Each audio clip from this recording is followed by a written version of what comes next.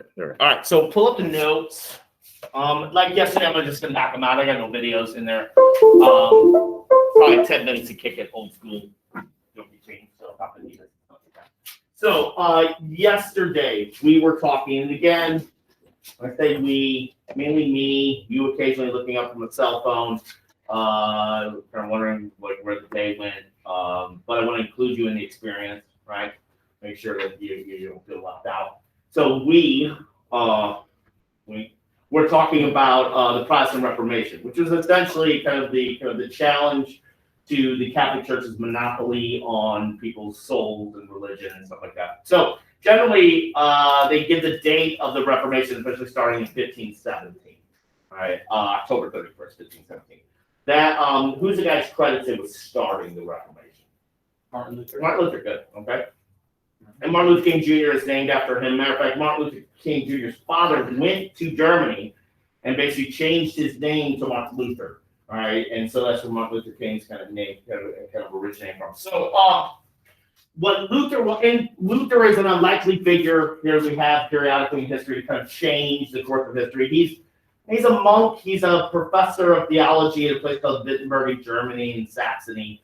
He's not anybody of any initial consequences. He's not a church official. He's not a bishop, whatever. He's just a guy with some pretty he's got opinions, right? And initially he was pretty upset with the sale of these certificates called indulgences, right? And like I was saying, the church was raising money to try to build the dome of the St. Peter's Cathedral, which was designed by Michelangelo, right?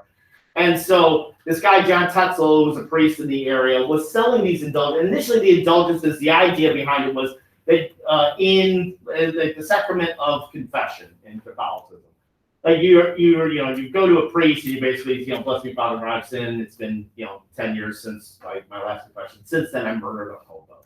All right, and so the priest is supposed to say, okay, well, you do 10 Our Fathers, 5 Hail Marys, and you kind of cleanse your soul of it. The deal is that's what they were supposed to exempt you from the Hail Marys and Our Fathers, right? But what Tetzel was doing, like any salesman, he was kind of implying that the sin is forgiven, right? And that just upset Luther. Luther's a very principled guy, and other things like the use of relics and things he was kind of critical of. So he goes to the kind of church door, the Castle Church in Wittenberg, and nails his grievances to that door. Remember what those grievances were called? 95 Theses, right? And so he basically, initially there's about indulgences, but there's other stuff in there. All right. Now, he's not the first person to essentially criticize the church. We talked about people like Wycliffe and Huss, who essentially had the same idea. However, to criticize the church at the time wasn't something you just did lightly. All right. You could be accused of heresy. And heresy, if found guilty, all right, and that's basically in front of a church tribunal, so chances are you're going to be found guilty, is burning at the stake, which is not a pleasant way to die. All right. But the thing about Luther, his ideas were caught on, is because what invention in the 15th century allowed for his ideas to spread?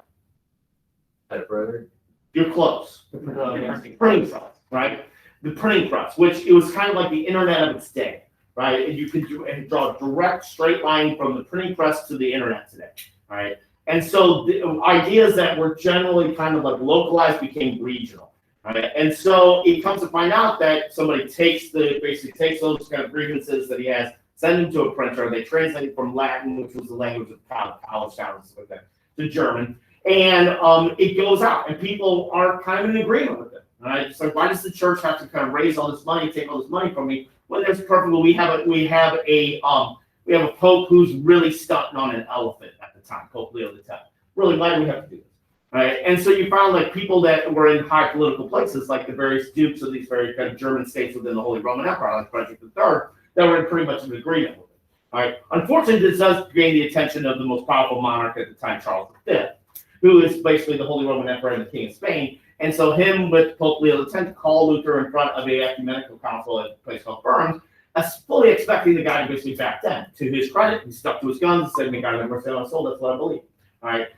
He does have people that have basically helped him out, like Frederick III and stuff. But this does spread through other areas. So eventually, the Reformation is going to kind of expand outside of Germany to other parts of Europe. All right. And so what I'm going to talk about today is these various countries and regions where the Reformation kind of initially kind of spreads to. Generally, what you'll have is two ways in which the Reformation goes down in these places. One is from a top-down way, which would be like kind of kings, or the ones who spearhead this. And the other one would be more grassroots, kind of from the bottom up, where you have people that actually are like true believers, people that are questioning theological ideas and stuff like that. So the first place, Scandinavia, is more top-down. All right. This is where the Reformation is sparked by kings. The first king is Gustav Vasa, Gustav the First. All right. Now, what this is in the kind of the later part of the kind of 15th to the 16th century. Sweden is actually part of Denmark. Vasa basically kind of like leads the Swedish re-independence movement and establishes Sweden as independent from Denmark. What he does here, roughly around the same time, and you got to keep in mind, he's basically kind of reestablishing independence. That does take a little bit of money here. He decides that he's going to separate from the church to keep a lot of the money in Sweden. All right. Vasa himself is not necessarily like kind of like immersed in that kind of theology here. He hires a guy named Olaf Petri, who had studied under Luther, and he has Petri realign the kind of churches that were Catholic to become Lutheran.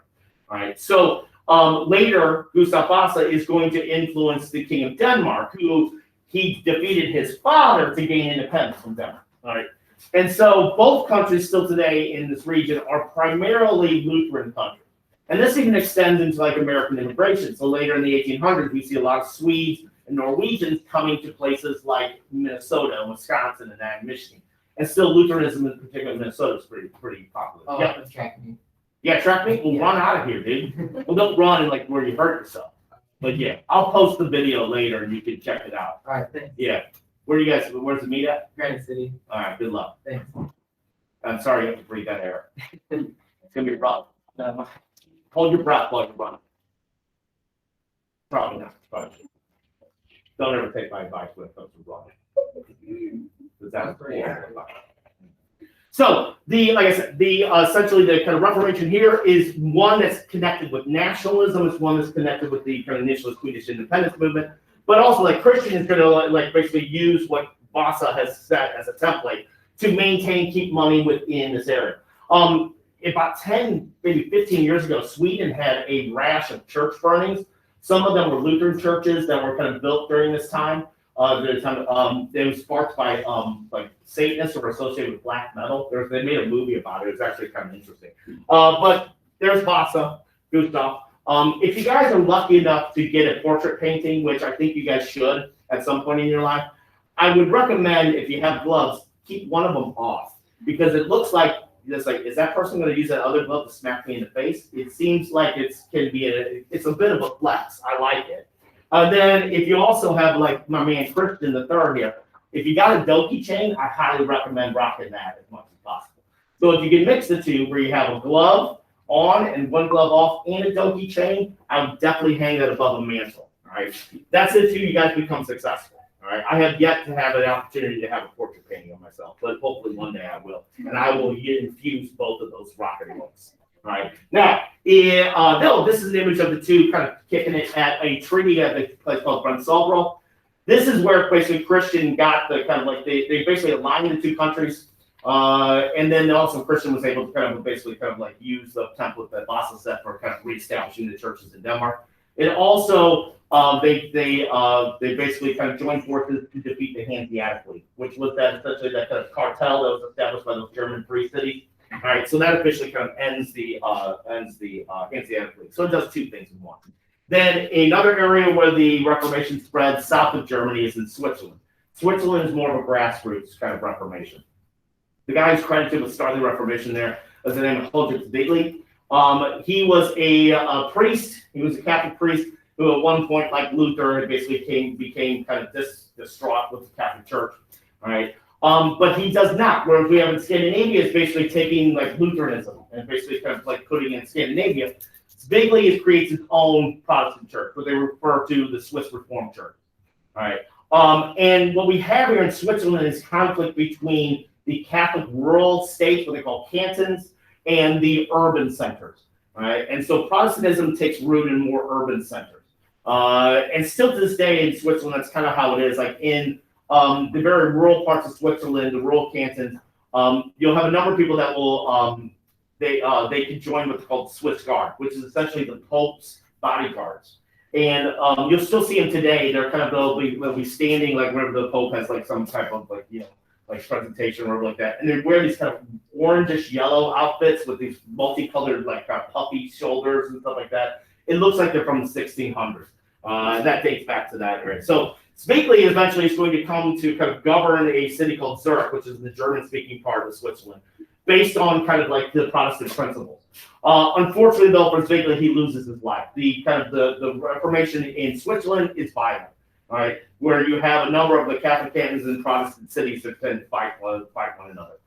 So Zwingli is going to lose his life. He was also a contemporary of Luther. Him and Luther actually met at a place called Marlborough. They called the Marlborough Colloquy, in which there was a guy named Philip of Hesse, which was a German state, who wanted to bridge the two. All right, he wanted to kind of try to get the Protestant churches on the same page. All right, they didn't agree, and they never really saw eye to eye. The one issue was over the issue of the Eucharist, the use of kind of communion and Mass. Lutherans were still doing that. Zwingli thought that that was unnecessary. And today, Zwingli probably won out in the argument because a lot of Protestant churches don't do that. That's mainly Catholic churches. All right, but he does lay the foundation for the probably most famous Protestant reformer in Switzerland, and that's John Calvin. And Calvin has his own form of Protestantism, referred to simply as Calvinism.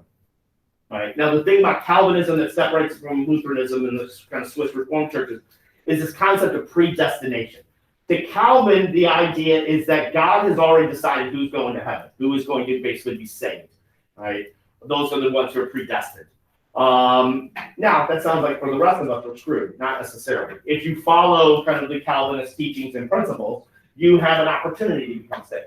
All right.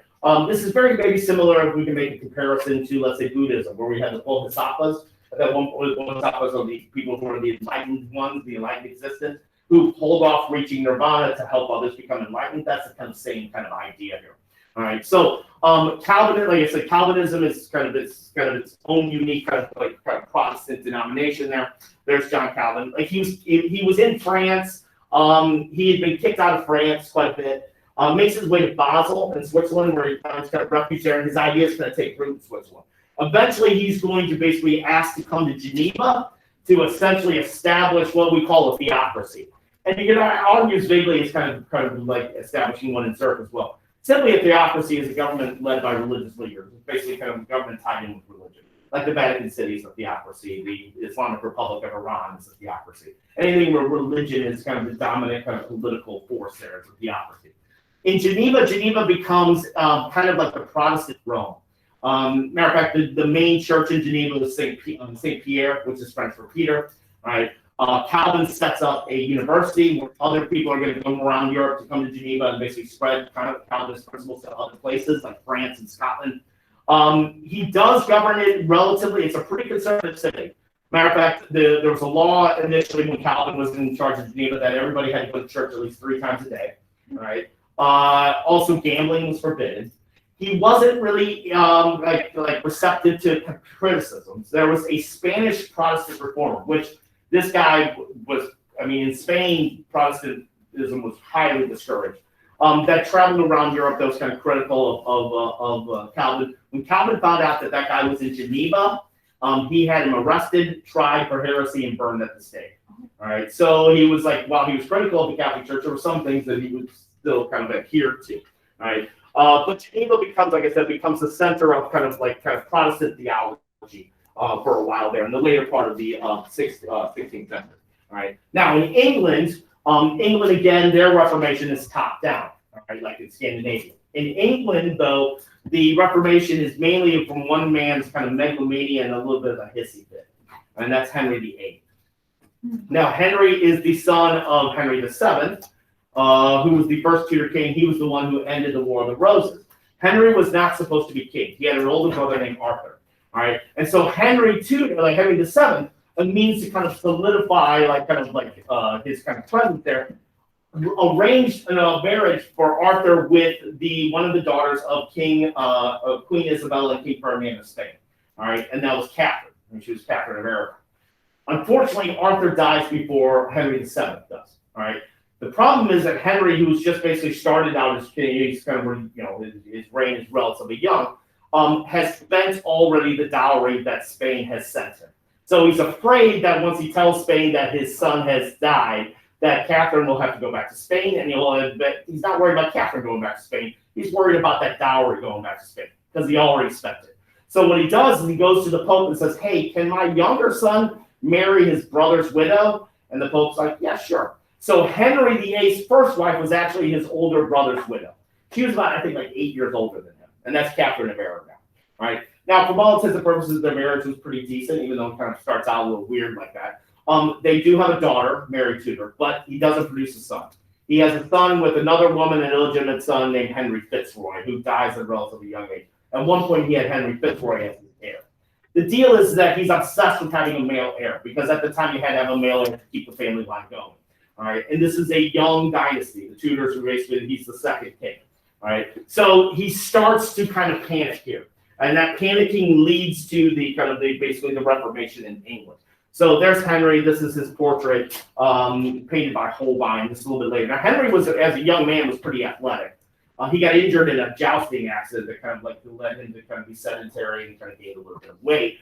But he's an unlikely figure to start the Reformation. Matter of fact, when Luther basically nailed his 95 Theses and when Luther was critical of the church, Henry VIII wrote basically an essay that basically said that Luther should get everything thrown in, like he should be burned at the stake and stuff like that. The Pope referred to him, Pope Leo X referred to him as the protector of Christendom as a result of this.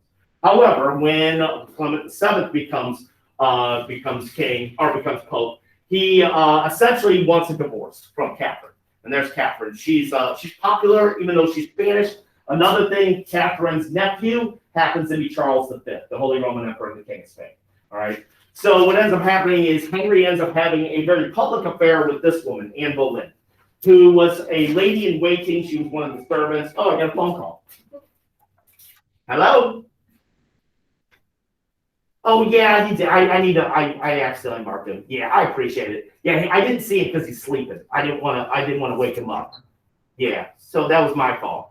Well, listen, I tell you what, the fact of the matter that anybody awake right now is amazing. Yeah. Thank you. I appreciate it. Wait, I dropped the. It didn't burn. I can burn it. And he's familiar with Anne because he had an affair with her sister, Mary Boleyn, who also probably had an affair with the King of France at the time, Charles VIII. But those things happen. He has this very public affair with her. As a matter of fact, there were stories in which, like, they would have like courtly banquets in court. She would sit next to him, and Catherine would sit to the side table. All right. What he wanted, and when he said he wanted this divorce, Thomas More, who I talked about yesterday, who was his chancellor, who's basically his main guy governing, was publicly critical of that, and he has him beheaded, right, as a result of this. The problem is that Catherine's nephew kind of has the Pope under house arrest. All right, Charles has invaded Italy, and the Pope is kind of under it's a little, but it's basically he's under house arrest, so he's not going to get that divorce. So what ends up happening, the only way he's going to get that divorce is if he basically separates from the Catholic Church. All right. Here's Anne. Now, as we know, he's obsessed with having a son, and his argument with Catherine that he wanted a divorce was that there's something stated in the Bible that if a man marries his brother's widow, that their marriage will be barren, meaning that they won't have any children. That's not necessarily the case because they have a daughter, but that's his argument. Now, as we know now, through genetics and stuff like that, then we know that it's usually the male that determines the sex of the child. So it's not necessarily like Catherine's fault. So he does get to marry Anne, all right? Catherine is basically kind of like she's given an apartment and basically stays in England. Anne and him have a daughter. They do not have a son. That becomes Elizabeth, all right? And then he kind of she wears out her welcome. He trumps up charges that she's conspiring against him. One of the charges that she had an affair with her own brother, which isn't true. But he has her beheaded, all right? Then he marries one of her ladies in waiting. He has a pattern there, Jane Seymour. Jane Seymour does produce a male heir for him, but she dies during childbirth. All right, that becomes Edward VI, who briefly becomes king but dies at a young age. Then he marries that Anne of Cleves lady that I talked about, that Holbein painted that portrait of, where he said, never met her, but he's like, oh, she looks good. And then when she comes to England, he's like, there must be a filter on that, and the marriage was never consummated. Then he marries a woman, Catherine, I think it's Catherine Howard, She's 19. He's like in his early 50s. She does have an affair on him. He finds out, has her beheaded, and then his last wife, Catherine Parr. You always get Catherine Howard and Catherine Parr mixed up. His last wife, Catherine Parr, she stays with him until the end. And by the time he dies, he's like he's like 300 something pounds. All right, but she was very instrumental in actually having him reconnect with his daughters to a certain extent. All right, so he has 6 wives all in all. He has a thing for Anne's and Catherine's apparently. All right, and then the only one that produced a male for him was Jane. All right, but back to this situation here. So what he needs to do is he needs to essentially kind of separate from the church to get his divorce. All right, so he has to cloak this in some sort of legitimacy. This idea that it's not just one man basically kind of directing this, that's an entire country that wants to separate. So he calls a special meeting of Parliament, they refer to as the Reformation Parliament, which they pass a series of laws that essentially strip away the Pope's power in England. One of the big things is taking away land from the church and basically confiscating that. That's where we have some problems here. There's a lot of violence that occurs. There's a number of people that are killed in the process. There's a number of people who don't want to leave the Catholic Church, all right? But in essentially, he's the king. He gets to do kind of direct this. There are a number of nobles that do find this as an opportunity to kind of basically confiscate some wealth here.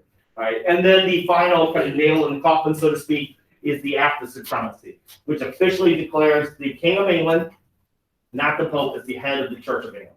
The Church of England is known as the Anglican Church, but in other parts, like in the United States, it's referred to as the Episcopalian Church. All right, that was kind of the change, I believe, after the American Revolution. So initially, as far as like church, rituals and things like that, it's very similar to kind of the Catholic Church. So this is the Reformation, and then after Henry dies, his son Edward VI is briefly king. When he dies, his daughter Mary Tudor, who was the daughter he had with Catherine of Aragon, she becomes queen. They made a stipulation to allow for a female to become the head of the monarchy. She reverts England back to a Catholic kind of country. There's a civil war that kind of emerges there. She's referred to as Bloody Mary. That's where the term Bloody Mary comes from. All right. However, she doesn't have any children. All right. When she dies, then her half sister Elizabeth becomes queen, and Elizabeth reverts England back to a Protestant country. All right. And from this, basically from here on out, England has mainly been, still to this day, like the Queen Elizabeth is officially the head of the Church of England, but really the person that does the day-to-day operations is the Archbishop of Canterbury. All right. So the Reformation here is basically one man trying to get a divorce. Right now, to the north of England, there's a bit of a Reformation, is a bit of a mix. All right, the guy who's credited with the Reformation in Scotland is a guy named John Knox. Knox was exiled from Scotland after Mary Tudor becomes queen in England. All right, and the Scottish crown and the English crowns are basically kind of tied in kind of together. So Knox goes to Geneva and he becomes a Calvinist and he studies in Geneva. And then when Elizabeth becomes queen, he returns to Scotland. Also at that same time, Scotland has a bit of a transition with their monarch. James V dies, and then his daughter becomes queen. She was married to the heir to the French crown, the Dauphin, who ends up dying. All right, so she comes back. So Knox takes this as an opportunity to try to appeal to various Scottish nobles to try to basically keep her from taking the crown, and at the same time transferring kind of the churches in Scotland from Catholic to Calvinist. All right, so there's Knox there. And so the followers of John Knox are referred to as Presbyterians. That comes from the term Presbyterians were the ones who are the predestined ones. So the Presbyterian Church, like we know in the States, that's basically Calvinism. All right. The Queen of Scotland that they were able to kind of convince the nobles to kind of basically kind of have her give up the throne was Mary Stuart. All right, and Scotland and France were tied together as well. Mary is she abdicates the throne, goes to England. Her cousin is Queen Elizabeth. All right, so Elizabeth gives her safe refuge, but at the same time has her kind of under house arrest. She has her transferred to a couple castles. She has to keep an eye on Mary because Mary is a staunch Catholic and Elizabeth is a Protestant. And she has a reason to keep an eye on her. She comes to find out that Mary, while she was under house arrest or whatever, was basically corresponding with the Spanish. And basically the argument was that if the Spanish come invade England and put her on the throne, she'd be basically based on the throne of Scotland as well as England. That's uncovered, and Elizabeth has her tried, and then she's executed. Now, her execution was particularly kind of nasty. She was to be beheaded, and this was kind of like a public setting. So what ends up happening, they had the executioner was supposed to take an axe, cut her head off. It was going to be one swipe. Her head falls into a basket. They lift up her head and says the queen is dead, right? So what ends up happening, for whatever reason, the executioner, I don't know if he was having a bad day, misses her neck in the first blow and hits her in the back of the head. So like to pull the axe out, it gets a little messy, finally gets it out. Then he hits his second blow, hits the neck, doesn't go all the way through.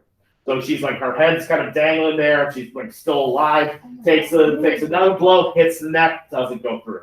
The third time goes through. Head falls into the basket. Executioner goes to pick up her head. She's wearing a wig. He picks up her head. She's just holding a wig. Her head falls down. He has to pick up the head, kind of like clumsily kind of put like the wig on her head.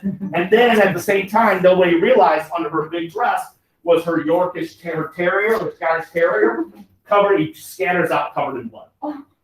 Elizabeth wasn't there, but when she got word of this, it happened. She became very distraught. I believe, if I'm not mistaken, this is the last time a monarch has another monarch technically kind of executed. That was her cousin, which is kind of an issue there. And so, but that was something Elizabeth had basically kind of regretted. Now, Elizabeth is known as the Virgin Queen. Virginia is named after her. That's mainly because she never married. All right. What ends up happening when she dies, there's no heir to this. Mary's son becomes king. All right. He becomes king of Scotland as well as England at the same time. In Scotland, he's James VI. In England, he's James V. All right. Now, he has to make a concession in both places that he would not revert England and Scotland back to Catholic.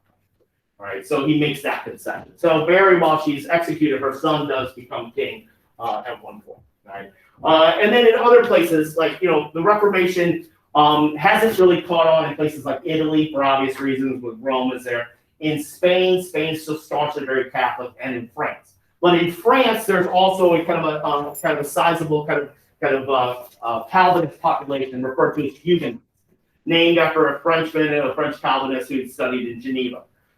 Huguenots and Catholics in France there's going to be, like in Switzerland, there's going to be violence there.